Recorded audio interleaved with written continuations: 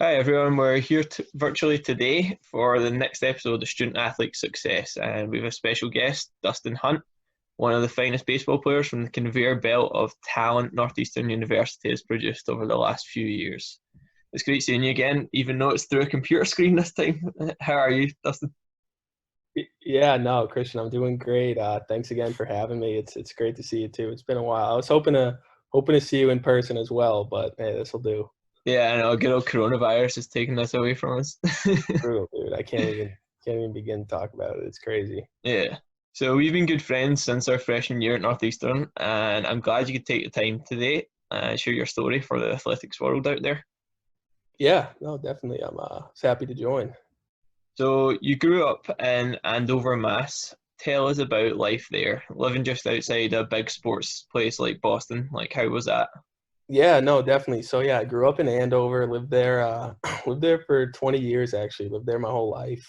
Went to all Andover public schools my whole life until my junior year. I actually transferred over to St. John's Prep in Danvers. But I mean, in the beginnings in Andover, I just kind of just grew up there my whole life with all my close friends. Grew up playing all sorts of sports, anything from soccer, basketball, baseball. Skied in the winters up in New Hampshire. So yeah, I mean, Andover was a great town to grow up in. Sports were super competitive. I got two brothers and a sister. We all played sports growing up. Me and my older brother actually played baseball together for a little bit, so that definitely got pretty competitive. My dad was always a big basketball player, so I picked up basketball, Yeah, you're played stealing all basketball. my info here. I've done my research. What did you say? you're Sorry, you cut out stealing, a little bit. you're stealing all my info here. Yeah, Uh, I know. I'm sorry. I don't mean to jump the gun. no, it's fine. I was going to say that anyway. You come from like a very athletic family. Like your dad played basketball at Salem State. Your older brother Don played golf at Trinity College. Then obviously your younger sister and brother Cassandra and Darren were Yep. pitchers and rowers in high school. So you clearly come from a good stock of athletics background. Yeah, no, it was definitely fun growing up. Me and my older brother definitely competed a lot in baseball. He stopped playing around like when he was 12 and really just focused on golf. He really just fell in love with the game, loved playing it. So really stuck to golf. My little brother Darren, he played baseball a little bit. He played more basketball, and then he switched over to rowing, which he loved. And then like you said, my sister Cassandra, she pitched in softball, so it was pretty funny how I was a pitcher playing baseball, and she was playing softball, so it was pretty fun Yeah. with that. Yeah. So do you think like growing up with like a athletic family, competitiveness, and do you think that pushed you along like to want to become the best athlete in the family?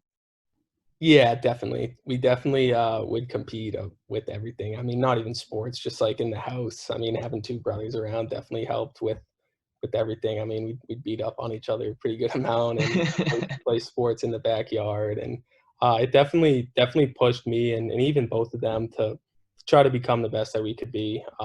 Just playing against each other, always wanted to beat each other. So definitely, definitely helped with everything. Yeah. Who's the best athlete in the family then?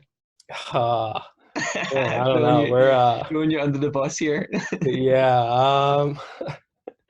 I don't know, man. Me and my brother Donnie, I'd say are pretty close. Donnie he always had the good hand-eye coordination. I always thought he gave up baseball too early. He was a real good hitter, but he picked up golf and obviously did really well there. Played at Trinity for 4 years, so he did really well there. But yeah, I don't know. That's a tough one. Sandra might have us all beat, my sister. Yeah, he's like, oh, why are you not mentioning me here? Exactly. So you started playing baseball from a young age. When was it you first fell in love with the game? Honestly, as far back as I can remember, I remember playing little t-ball and being all excited to go to practice every day. I always wanted to play in the backyard with my brothers and my dad, and I know they would get tired of me asking to go practice in the backyard, play catch, hit, do things like that. So, I mean, I always definitely had a love for the game. I always was practicing, always was trying to play as much as I could. But I mean, yeah, definitely, I'd say t-ball when I was I don't know 5 or 6 years old.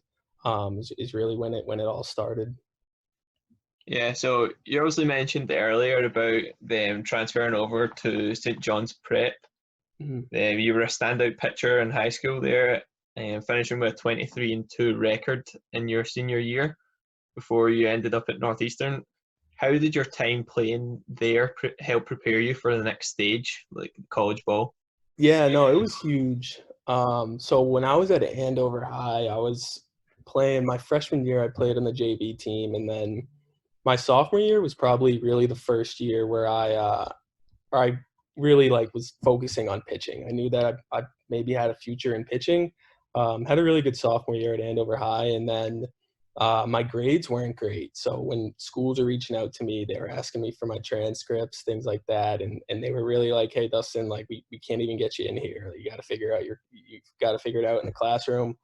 So I really looked into it. I actually had a really good friend, Mikey Giesland. He actually went to Northeastern as well, played baseball there. He transferred to St. John's, and he was telling me about it. And I was like, maybe this is something I should look into. So I looked into it, and literally a week later, I transferred. So it was kind of a big decision, but I thought it would be the best for me. So I went to St. John's my junior year, and honestly, it was definitely the best decision I've probably ever made. It helped me out a ton. Just kind of was able to focus more in the classroom. Got my GPA up. And then as far as baseball went at St. John's, it was really a different level of baseball there. They play in the Catholic Conference. It's definitely the best conference in the state of Massachusetts. So I mean, I was playing against the best players in the state, and I learned a lot. I learned about competing, working hard, and able in order to get playing time, things like that. So it definitely kind of built out, I'd say, my work ethic. Just to I knew I had to beat everyone else to play. I transferred there my junior year. I didn't know anyone. The varsity team had like 3 open spots, and the talent there was really good, and I knew that in order to make the team, I had to outwork everyone. So, I worked really hard and ended up making the team, and obviously, just it was awesome for me. I got some great exposure from colleges, and was able to, I guess, be the best pitcher that I could be. Yeah, you spoke about like it being the best conference, the Catholic one across the Massachusetts. Yeah. So what kind of like any big name players that are out now that you've played against or played with that went on, or was I it mean, more just college ball afterwards for them? yeah, I mean, players that come to mind, like, I mean, you have like Mike Yastrzemski, who's playing for the Giants right now, and then you have Pat Connaughton, who obviously he played with the Orioles and he plays for the Milwaukee Bucks now. He's a freak athlete. Those 2 names come to mind. I actually missed playing with Pat by 1 year when I transferred. He had graduated, and then Mike Yastrzemski's from Andover, and I'm friendly with Mike, and he went to St. John's for 4 years. I never played with him. He's a little older than me, but I mean, those 2 names definitely come to mind. And throughout the whole Catholic conference, every year you'd come across kids going to ACC and SEC schools. So you knew you were playing against Division I baseball players, and that's where realistically that's really where all the college coaches went. That's where they all went to go watch the kids because that's where they knew the best players were at. So definitely the exposure was a huge thing for me at St. John's. Yeah, so with that exposure, you ended up at Northeastern. What other schools were you looking at, like in the process? Yeah, so I got recruited by Northeastern. Was definitely probably the most aggressive school towards me. Northeastern and Bryant University in Rhode Island. I got recruited by William and Mary, UConn, Boston College a little bit. I went down and visited Vanderbilt, some of those SEC schools, but I mean, it really came down to my dream school was like a school like Vanderbilt. I wanted to go to like an SEC big baseball school, but Yeah, the end of the day, it really came down to, I had to ask myself, like, I need to go somewhere where I'm going to play. Like, I don't want to go to Vanderbilt and redshirt my freshman year and get a couple innings my sophomore year, then play my junior year. Like, I wanted to go there. I really wanted to go to a school where I was going to start freshman year and get drafted my junior year. That was really my goal. And I got recruited by Northeastern, went and visited the campus, loved the campus. And then I sat down with Coach Glavin, and it was honestly a done deal after that. Coach Glavin was super welcoming, great guy, loved playing for him. And honestly, it was the best decision I've made. So that and going to St. John's were my 2 best. So it yeah. was awesome. So you mentioned there about Coach Glavin being the deciding factor, like going to Northeastern. Yeah. Was there anything else apart from that, or was it just how much he showed that he wanted you and made you feel wanted as an athlete and baseball player? Yeah, I mean, that was definitely a big part. I mean, I'd say another big part was obviously I'm from right outside of Boston. Grew up going into the city all the time, going to Red Sox games. And when I went to Northeastern and saw that it's right next to Fenway Park, it's right in the heart of the city, I really realized that I wanted to stay close to home. I wanted to, have be in a big city like that. And if I wanted to see my parents or my family members, I could see them. They could come visit me, stuff like that. It actually worked out pretty funny. My little brother Darren and my younger sister Cassandra both visited me, and they actually both ended up going to Northeastern as well. They liked Yeah, it it so followed much. you there. Couldn't you get Yeah, away from them? I hung around him a little bit, but it was good. I think Darren came. Actually, I think I was gone when Darren came, but no, it was fun. I think a big deciding factor was just wanting to stay close to home and be in Boston, be in Massachusetts. So it was good. Yeah, so obviously you mentioned earlier as well about the adoption to go to Vanderbilt as well, but you didn't want to sit there like your first year in redshirt. You wanted Yep. to come in straight away, like starting pitcher and make an impact immediately. So you did come in as a high profile like local prospect your freshman year, and you backed it up, finishing the season with a 9-5 record, being named CAA Rookie of the Week 4 times in the process, and ending up on the All CAA third team and CAA All Rookie team. How did you find that first year of college baseball? Was it a walk in the park for you, or No, it was wild actually. So going into it, I mean, going in fall ball and winter ball and stuff like that, my real biggest mindset was I just wanted to get innings. I just wanted to get playing time, and I knew that when I did get playing time, I wanted to make the most out of all those opportunities because I knew I maybe would only get one. So my first series actually, I think my first time pitching was against the Red Sox, which was pretty fun experience. I pitched 2 innings against them and threw pretty well. But the weekend after, we went to Texas A&M, and I came in relief and had a pretty good relief appearance. And then the weekend after that, I came in relief again and did well. And honestly, just kind of built confidence. And Coach Glavin ended up giving me a start on our spring break trip down in Florida, and I did well there. And honestly, again just a huge confidence booster, and kind of knowing that yeah, I'm a freshman, but like I can still compete at this level was just a big mindset for me, I guess. And just knowing that I can compete against everyone out there, just I guess was huge for me. And it ended up just having that confidence really just kind of carried on throughout the rest of the season. And yeah, I ended up having a pretty good freshman year, and it kind of set the tone for my sophomore and junior year, and leading out to wherever I ended. So yeah? It must have been a great experience as well, playing against the Red Sox and like spring training, of course, like one of the yeah, best teams out who went on to win the World Series that year as well. yeah, it was pretty awesome. It was funny.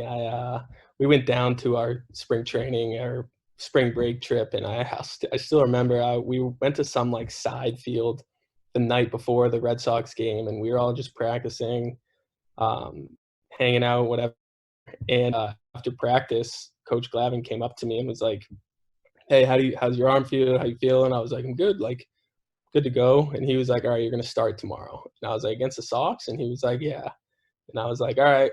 So it was kind of said it kind of nonchalantly, but it was pretty funny. I didn't sleep very much that night, and then leading up to it, it was fun. I did get to face that whole World Series team, which was pretty cool. I think I pitched 2 innings, so it was Yeah, awesome. Definitely, I'd say honestly that was probably top 3 favorite baseball memories I've ever had. It was something yeah. I'll never forget. So Would you say that like whet your appetite as well, like to go on and want to be like in the professional ranks, like seeing like how they were going about each day and being able to experience that game against them? yeah, definitely being down there in spring training. I mean, before the game, we watched their batting practice, their infield, outfield, stuff like that, and it definitely made me want to go up to that level. Be there every day, be playing every day. So it was definitely a big eye opener for me, just to kind of see that level of play and see what those guys are like. Just all around great experience. Yeah, and obviously it was like your freshman year was Coach Glavin's first year as head coach. How important do you think he was to your baseball development? Huge. I mean, just the fact that he gave me a chance, in the beginning there, he had faith in me, he put me out there, let me come in relief a couple times, and then he gave me that first start, which was huge, and he gave me a ton of confidence. And then honestly, my pitching coach as well, Coach Cobb, was huge for me. I developed a ton just learning from him. So yeah, I mean, if it really wasn't for those two, then I really don't know where I would have ended up. And it honestly, looking back, was just a perfect fit for me. I was able to learn really well from both of them, and just develop. Yeah, what were some of the things that they helped you improve on that you might not have thought about, like going into college that you had to work on? Yeah, I mean, I'd say honestly, the biggest thing was confidence. I think many people will tell you at first I'm definitely like a shy, kind of stand back, like take everything in. And I think going into Northeastern, I kind of went in there like, all right, like I'm gonna be shy, whatever, like do like do my thing, I guess. But like they kind of Coach Glavin was always like trying to light a fire under me. He was like, "You're good. You need to understand that you're good. Like you need to come out like with like a bulldog mentality." He called it, and like you can compete against these players. So I think the biggest thing they did for me was just build my confidence. I mean, they had obviously like some mechanical issues here and there, and um, pitch grips for certain pitches. Like I came to college with not a great curveball, and Coach Cobb was able to develop that for me.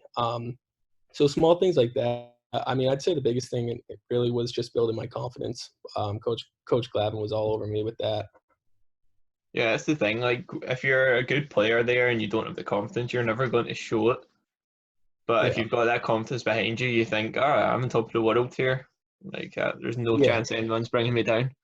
No, 100%. It really is all about confidence, and it's all about as well just getting off to a good start. I mean, that confidence starts when my first outing when I pitched well. I was like, all right, well, I can definitely pitch here. Like, it just gave me a huge confidence booster, and that's really what it's all about. And honestly, just having like supportive teammates around you as well. I know when I was a freshman there, we had like Chris Carmaine, Nick Berger, Josh Treff, like a lot of the older guys were super supportive, and it was huge from just hearing from them, like a huge confidence booster, stuff like that too. Yeah. So you obviously mentioned some of the guys in that team there, and played with some characters, guys from all over the USA, including Aaron Savali, who you shared the pitching mound with throughout college, and obviously he's tearing it up right now with the Indians. Like, Yeah. how was it with him? Did you just push each other on? Yeah, I think so me and Aaron, we our junior year was definitely super fun. Like just being around him was awesome. I learned a ton. I mean, to this day, I've pitched with a lot of people. He's hands down the smartest pitcher I've ever pitched with. And just like talking to him about sequences, things like that, how to pitch around hitters, stuff like that. Super interesting to hear about him, or just to talk to him and hear what he's thinking. But so from like a competitive side, definitely me and him, we're definitely super competitive with each other. We are obviously teammates and wanted each other to do really well, but we also definitely wanted to, I guess, outpitch each other. And Yeah.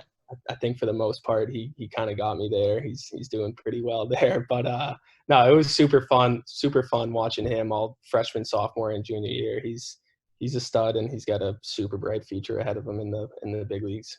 Yeah, would you say he was the guy that impressed you the most there, or was there other guys that you thought would have went on to something a bit more?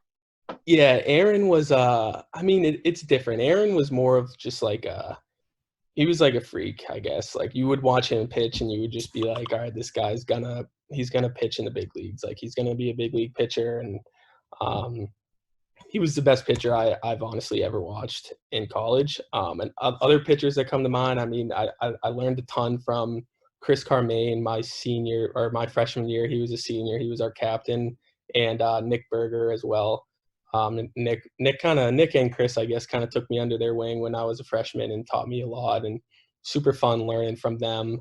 And then, as I was when I became an older player, my junior year, learning from Aaron was huge. And honestly, I think he had a huge impact on my season that year and me getting drafted and everything. So it was Yeah. definitely fun learning from all of them.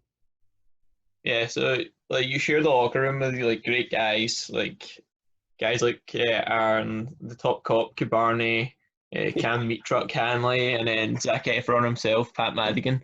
So Yeah. they were some good guys that were always up for a laugh. Like, what kind of things did you get up to that people might not know about?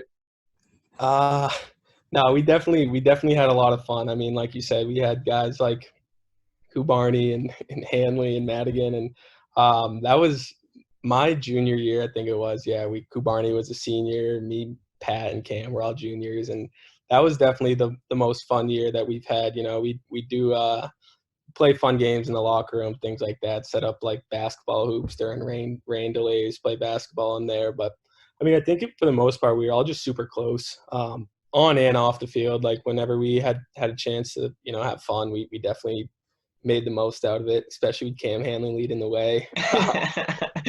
but but no, we definitely had a great team chemistry that year. We were all super close, and I think that was a huge thing, part of our success. Like we all trust each other. We all were super close, and it was awesome. Those guys, I miss having those guys around all the time. It's Yeah, there were some good nights, a few memorable parties in there at Northeastern, oh the good yeah, old Wigglesworth apartment, and yeah, then the Marathon Monday Darties. There were some great nights, along yeah. with the nights at the bars, of course, when we were all like of age eventually. Yeah. No, we definitely had some good times. I actually drove through Northeastern's campus the other like 2 weeks ago and drove by Punter's Pub and wanted to cry when I saw that place shut down. We had some unreal memories in there. Wanted to take the sign with me. Yeah, what would you say like was your best memories during your time at Northeastern? My best memory at Northeastern. Yeah.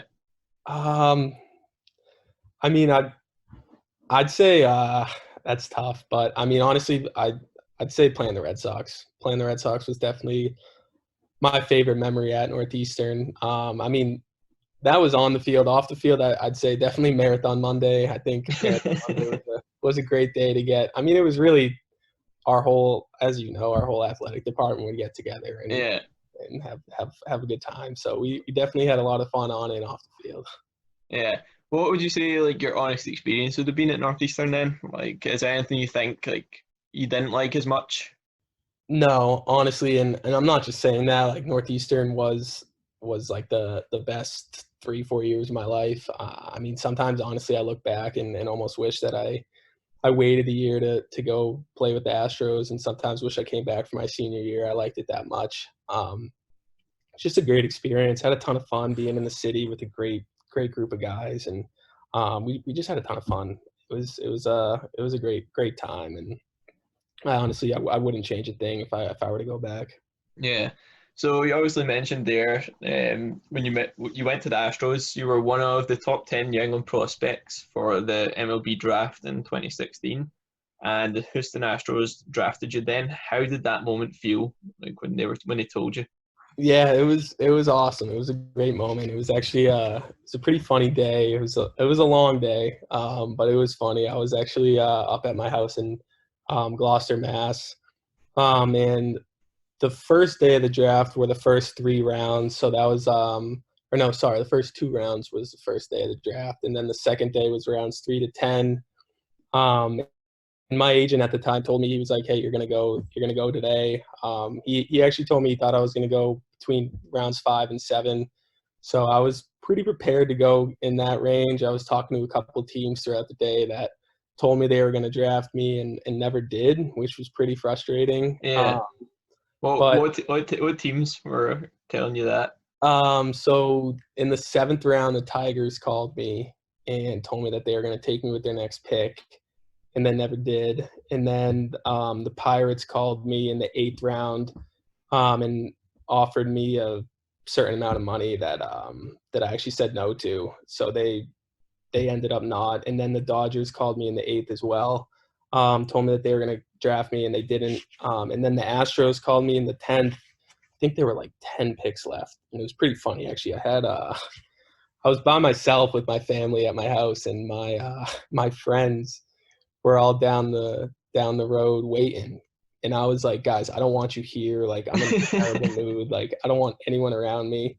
And they were like, all right, like we're waiting. Like they were in like a parking lot, like drinking beers, like waiting for me to get drafted. And The 10th round came, and I was like, boys, like, I don't know if this is going to happen today. Like, the next part of the draft, 11 through 40, is tomorrow.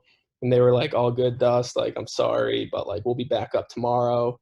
And then Just like, waiting for you. yeah, they were literally waiting for me down the street. And then like 5 minutes later, the Astros called me and they were like, hey, we want to draft you right here. Like, what do you think? And I was like, yeah, let's do it. And that call was kind of funny. I was like, look, I've had a couple teams tell me that today. Like, are you guys drafting me or what? And they were like, no, like, we're on the board right now. We're going to take you. I was like, okay. So I texted my friends and I was like, hang on, like one more push here with the Astros. And then like literally 2 minutes later, they were in my backyard, like beer showering me. It was pretty funny, but no, it was a great moment, great day, great night. We had a lot of fun. My whole family was there. It was awesome. It was just super relieving and kind of just like a, a goal I was chasing my whole career, like finally accomplished. And it was honestly probably like the best feeling I've ever felt. It was great. Yeah, your family must have been really proud of you as well at that moment. Like, Yeah, definitely. It was they were definitely pretty emotional, but it was fun. They were definitely proud. Everyone was proud, and it was funny. I think it was like literally the next day I woke up and the Astros were like, "All right, you're flying out tonight," and I was like, "All right, see everyone later," and I was going. just a It was a quick pretty hang quick by. turnaround. Yeah, it was wild. It was a quick turnaround. Before I knew it, I was in Florida doing my physical by myself, and it was a big change of life, but it was good. It was a great experience. Yeah, so as part of your development with the Astros, they sent you down to the minor leagues to play. Tell us about that. How was life down there compared to like college? And then obviously, did you know the Astros were going to send you there straight away? I did. So I knew I wasn't sure what team they were going to send me to. I wasn't sure if they were going to send me to rookie ball, which is like the lowest level, or short season A, which is where they send a lot of the draft picks that year. So I was kind of waiting on. I had to go down to Florida to do. I had to pass a physical for them to sign me. So I went down there, and once I passed that physical, I got my contract, signed it, and they sent me to Albany, New York. It was a short season A team. It was great. It was definitely a big adjustment, big change. I mean, I was playing baseball like literally every single day. It was, I'm waking up in the morning, I'm eating breakfast, I'm at the field by 11 a.m. and I'm not leaving till like 12 midnight. So, Yeah. I mean, you're there for like 12 hours, and honestly, it's a grind that I really can't even explain. It's wild. It's just a lot of work, a lot of development. Really everything you can imagine. They're trying to get you better doing everything. I mean, stepped footed. I still remember in Albany, I stepped foot on the field, and the first day they were like, "Hey, we hate your curveball. Like, we're gonna change your curveball today." And I was like, "All right." So it was small stuff like that, and Phoning Coach Cobb, like, yeah, they're changing yeah, your yeah. curveball. You Thanks, taught man. me. Yeah, yeah. But no, it was definitely a huge adjustment, and it's really just it's kind of hard to explain, but it's like a different game. It's not even so much about it is about results, but for a pitcher, it's also about like development. So like I'd go out there and I'd have a what I would think is a bad game. Like I'd go out there and walk a bunch of guys, let up some hits, but after the game, my coaches would be like, "Hey, like we'd have this software that shows us like pitching spin rates, location, stuff like that." And they'd be like, "Hey, look, like your curveball spin rate went up 600 RPMs. Like you may not have thrown it for a strike, but you're developing. It's becoming way better." So you kind of had to like understand that side of the game, and you also had to understand that it really was a job. And I learned that pretty quick. Just I had a decent first year with the Astros, but my second year, I was dealing with like a little bit of arm pain back and forth. It was tough, but I just wasn't performing well at all. I wasn't really developing my curveball. My off speed pitches weren't doing well. I was walking a lot of people, and before I knew it, I was out of a job. So it's Yeah. definitely a much different lifestyle than college baseball, and it's not a team game as much either. It's more individual. You're focusing on, all right, when am I going to get called up to the next level? That's the main goal. You don't care about if your team's winning or losing. It's really all about yourself, which was definitely a really tough adjustment for me. Yeah, especially coming from like a team where everyone was looking out for each other before, and then Exactly. going to that where you're just left on your own. It's like, all right, fend for yourself here. Yeah, no, 100%. And it was weird. Like there were guys on my team. I mean, half my team was from I don't know, the Dominican Republic, Puerto Rico. I mean, there were kids on my team that I never even talked to because they Yeah, didn't speak English, and it was just like it was so different. It was weird. So I mean, it was tough because I mean, my whole life I was competing like as a team. Like every game we wanted to win in college, high school, and once it got to the minors, like no one cared. No, honestly, no one really cares about winning. It's like even the coaches, like they're just like, all right, like we're here to develop you guys. We want you guys to become better. Our goal is to get you guys to the big leagues. And if you don't get to the big leagues, then like we failed. yeah. So all they really care about is developing us, and really not so much winning. It was weird. Was there any like big name players like you played against or played with when you were down there? A little bit, yeah. So my first spring training with the Astros, the minor league clubhouse is connected to the major league clubhouse, and we share a cafeteria and weight room. So I'd see guys like Altuve and Bregman and Yeah, stuff like that around the locker room a lot, and in the cafeteria, lifting stuff like that. So it was definitely really cool to be around those guys. Didn't really talk to them much. They kind of just went about their business and went away. But it was cool just being around them, seeing their work ethic, seeing what they do to perform, how to recover, things like that. So it was really cool watching them. We never really had we played against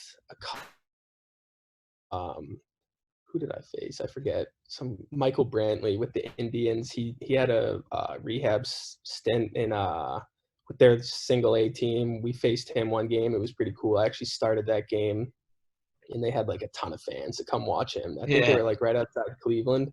So it was always pretty cool when like you'd be playing against a team and word would get around that like a big leaguer was coming down to rehab.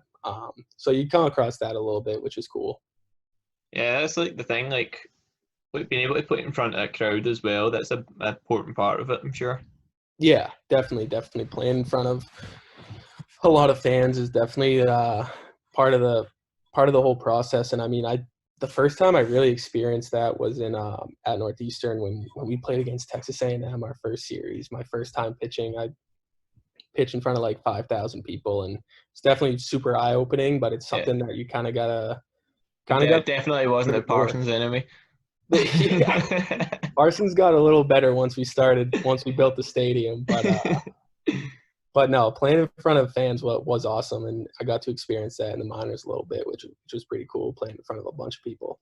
Yeah, so you mentioned like you got released like back from the Houston Astros, but then the LA Angels drafted you to a minor league contract. How was this compared to your time in Houston? Yeah, so it's definitely a little different. I got released by the Astros like the end of August, came home, and I mean the first thing on my mind, honestly, it wasn't even to get drafted. I was just like, I need to come home, I need to regroup. I remember the day I came home, my agent came over and he was talking to me about plans, and he was like, "Hey, we're gonna get you signed by someone else. Like, don't worry about it. Just take some time to rest." I actually went back to Northeastern that fall and took some classes and lived on campus. But during the whole process, I was working out and throwing and trying to get signed, but really didn't hear anything until like January. I was actually driving home from the gym one day, and my agent actually called me and he was like, "Hey, the Angels want to sign you. I just sent you over the contract. Like, read it over and sign it and get it back to me."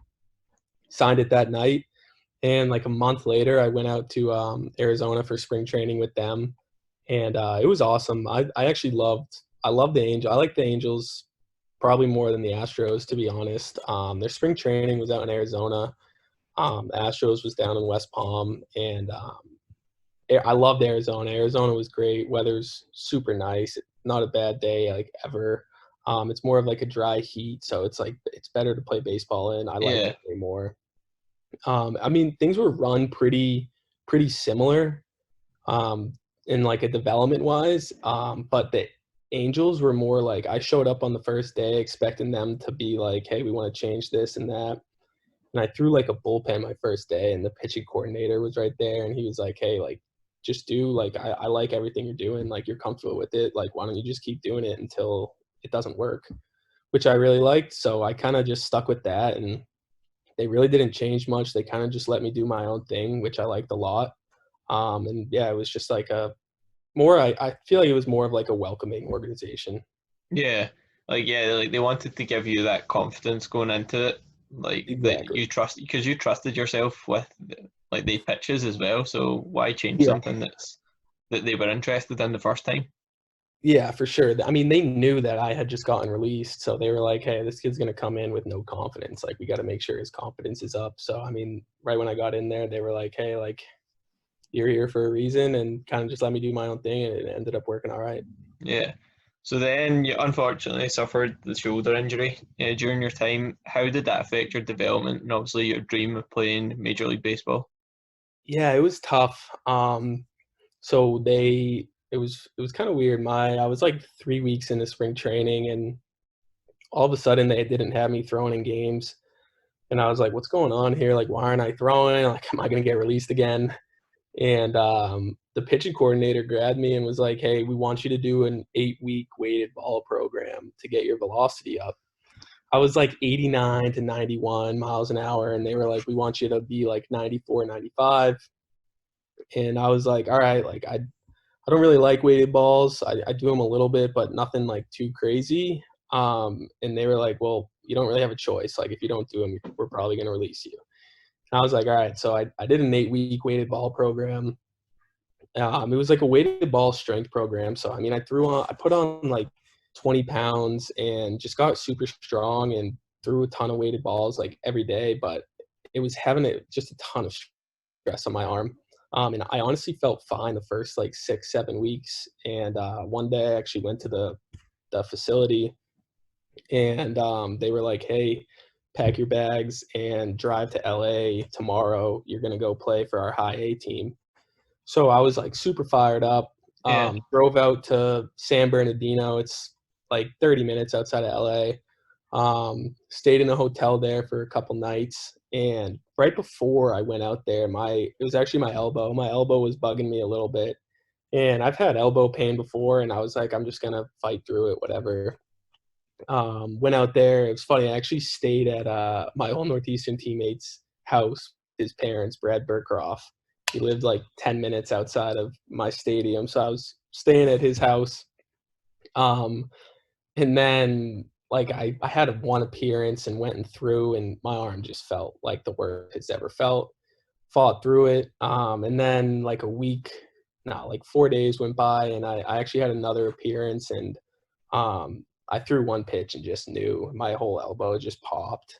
yeah, And I stayed in the game. I wanted to get out of the inning, and I ended up getting out of the inning, and went into the locker room, and my coach was like, can you pitch the ninth?" And I was like, "No, like my arm, I just did something in my arm." And then I got some tests on my elbow. They did some like tests after to see if I tore my UCL.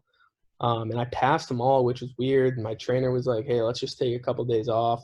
And like the next day was the All-Star break, so I actually flew back to Boston for like 3 days. Spent some time with my family here, and then I flew back to LA and went to throw the day I flew back, and I couldn't even throw past 60 feet.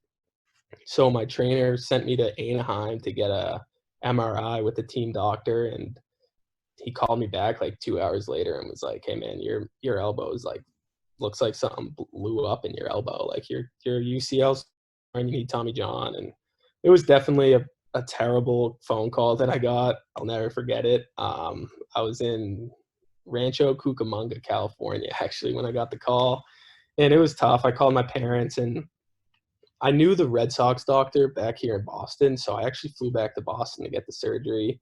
And it obviously was like a huge setback for me with everything.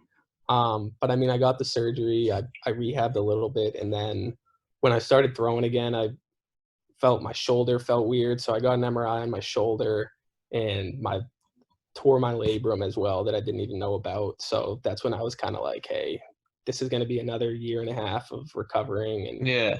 so I kind of just was like, "All right, I think the rational choice is here is to kind of just move on from the game." So it was tough, but I think at the time, I was 24.